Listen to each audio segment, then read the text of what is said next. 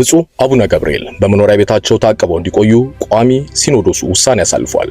የኢትዮጵያ ኦርቶዶክስ ተዋሕዶ ቤተክርስቲያን ቋሚ ሲኖዶስ ብፁዕ አቡነ ገብርኤል ከቤተክርስቲያኗ የነገረ ማርያም አስተምሮ ውጪ በፍኖተ ጽድቅ ጠቅላላ ማህበር አዳራሽ የሰጡትን ትምህርትና በማህበሩ ሚዲያ የተላለፈበትን ሁኔታ በተመለከተ በዛሬ መደበኛ ጉባኤ ተወያይቶ ለመወሰን በያዙ ቀጠሮ መሰረት ውይይት ካደረገ በኋላ ውሳኔ ያሳልፏል።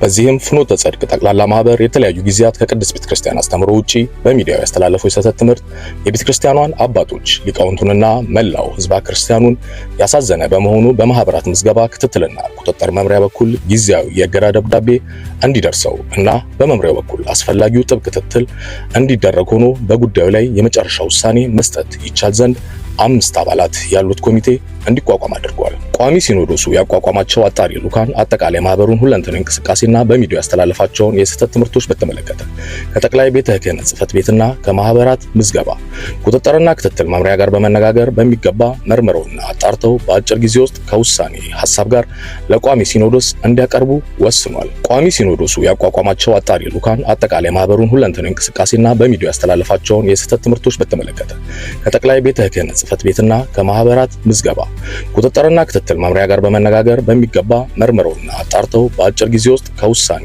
ሐሳብ ጋር ለቋሚ ሲኖዶስ እንዲያቀርቡ ወስኗል። ሁለተኛም ብፁዕ አቡነ ገብርኤል ማርያም ቤዛዊት ዓለም አትባልም በማለት ከቤተ ክርስቲያኗ የነገረ ማርያም አስተምሮ ውጪ የሰጡት ሕጸጽ ያለበት ትምህርት በሊቃውንት ጉባኤ በኩል በሚገባ ተመርምሮና ተጣርቶ ከመፍትሄ ሐሳብ ጋር ለቋሚ ሲኖዶስ በአስቸኳይ እንዲቀርብ ብፁዕነታቸውም ጉዳዩ ተጣርቶ የመጨረሻ ውሳኔ እስኪያገኙ ድረስ በመንበረ ፓትርያርክ ጠቅላይ ቤተ ክህነት ጽሕፈት ቤቱ ግቢ ውስጥ በሚገኘው መኖሪያ ቤታቸው በተአቅቦ እንዲቆዩ ወስኗል። ሶስተኛም ብፁዕ አቡነ ፊልጶስ የደቡብ ኦሞና አሪዞኖች ሀገረ ስብከት ሊቀ ጳጳስ የቅድስት ሥላሴ መንፈሳዊ ዩኒቨርሲቲ ፕሬዝዳንትና ብፁዕ አቡነ በርናባስ የደቡብ ካሊፎርኒያ ሀገረ ስብከት ሊቀ ጳጳስ ያስተላለፏቸው የስህተት ትምህርቶችና በሌሎችም መምህራን የተላለፉ ነቀፋ ያለባቸው ትምህርቶች ካሉ የሊቃውንት ጉባኤ ከቤተ ክርስቲያኑ አስተምሮ አንጻር በሚገባ መርምሮና አጣርቶ ከመፍትሄ ሐሳብ ጭምር በአጭር ጊዜ ውስጥ ለቋሚ ሲኖዶሱ እንዲያቀርብ ወስኗል። አራተኛ የኢትዮጵያ ኦርቶዶክስ ተዋሕዶ ቤተክርስቲያን በመገናኛ ብዙሃን ስርጭት ድርጅት ለፍኖተ ጽድቅ ጠቅላላ ማህበር ሚዲያ የአየር ሰዓት የሰጠበትን ዝርዝር ሁኔታና ከማህበሩ ጋር በተያያዘ አየር ላይ ያዋላቸውን ትምህርቶች የሚያሳይ ሪፖርት እንዲያቀርብ እንዲደረግም ወስኗል።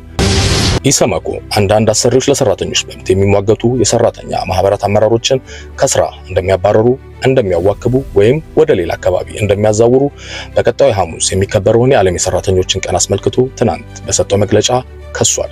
ኢሰመኮ መንግስት በሰራተኞች አነስተኛ ደሞዝ ላይ ከፍተኛ የገቢ ግብር በመቅረጡ ሳቢያ ሰራተኞች መሰረታዊ ፍላጎታቸውን ማሟላት እንዳልቻሉ ገልጧል። በአገሪቱ በተከሰተው ከፍተኛ የኑሮ ውድነት ሳቢያ በሚሊዮኖች የሚቆጠሩ ሰራተኞች የኑሮ ሁኔታ አሁንም አሳሳቢ ሆኖ መቀጠሉን ኢሰመኮ አስታውቋል። መንግስት የሰራተኞችን ዝቅተኛ የደሞዝ ወለል እንዲወስን የኢሰመኮ ጥያቄ ካቀረበ የቆየ ቢሆንም መንግስት ግን ጥያቄው ላይ እስካሁን ድረስ ውሳኔ አልሰጠበትም። ምን ብሏል? በኦሮሚያ ክልል በአርሲ ዞን በአርሲ ስሬ ወረዳ ትናንት ረፋዱ ላይ ታጣቂዎች አንድ ቅጥቅጥ አይሱዙ የህዝብ ማመላለሻ ተሽከርካሪ አስቆመው ከ50 በላይ ተሳፋሪዎችን አግተው መውሰዳቸው ተሰምቷል። ታጣቂዎቹ እገታውን የፈጸሙት ተሽከርካሪው ከአርሲ ስሬ ወረዳ ወደ አዳማ ከተማ በመጓዝ ላይ ሳለ እንደነበረ አካባቢው ላይ የሚገኙ የዓይን እማኞች ተናግረዋል። እገታው የተፈጸመበት ስፍራ ከዚህ ቀደም በጸጥታ ኃይሎች ጥበቃ ይደረግለት እንደነበር የገለጹት ምንጮቹ በትናንትናው ዕለት ግን የጸጥታ ኃይሎች በአካባቢው ተነስተው እንደነበርና ማንም የጥበቃ ኃይል እንዳልነበር ተናግረዋል። ታጣቂዎቹም በዞኑ በአቦምሳ ወረዳ ልዩ ስሙ ከሬቸሬ በተባለው ስፍራ ባለፈው እሁድ በተመሳሳይ ወደ አዳማ ከተማ ሲጓዝ ከነበረ ተሽከርካሪ ላይ በርካታ ተሳፋሪዎችን እንዳገቱም ምንጮቹ አስረድተዋል። ኢትዮጵያ በውጭ ንግድ ታሪኳ ከፍተኛ የሆነ ገቢ ባለፉት 9 ወራት ማግኘቷ ተነግሯል። ኢትዮጵያ በ2017 በጀት ዓመት 9 ወራት በ5.3 ቢሊዮን የአሜሪካ ዶላር በላይ ወጪ ንግድ ማግኘቷ ተነግሯል።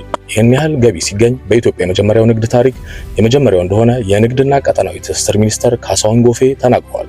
በቢሾፍቱ እየተካሄደ ባለው የንግድና ቀጠናዊ ትስስር ዘርፍ የ9 ወራት የዕቅድ አፈጻጸም ግምገማ ላይ ነው ሚኒስተሩ በኢትዮጵያ የውጭ ንግድ ታሪክ ከፍተኛው ገቢ ነው ያሉት። በ2016 ሙሉ የበጀት ዓመት ኢትዮጵያ ከውጭ ንግድ ያገኘችው 3.8 ቢሊዮን የአሜሪካ ዶላር እንደነበር በጊዜው ተነግሯል።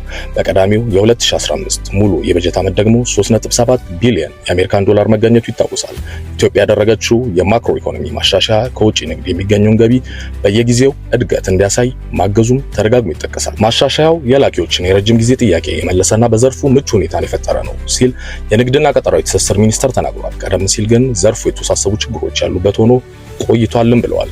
የምርት ጥራት መጓደል፣ የመዳረሻ ቦታዎች ማነት፣ እሴት ተጨምሮባቸው የሚላኩ ምርቶች ብዙ አለመሆን፣ የውጭ ምንዛሬ እጥረትና ዓለም አቀፍ ጉዳዮች የዘርፉ ችግሮች ተብለው በተደጋጋሚ ሲጠቀሱ የቆዩ ናቸው።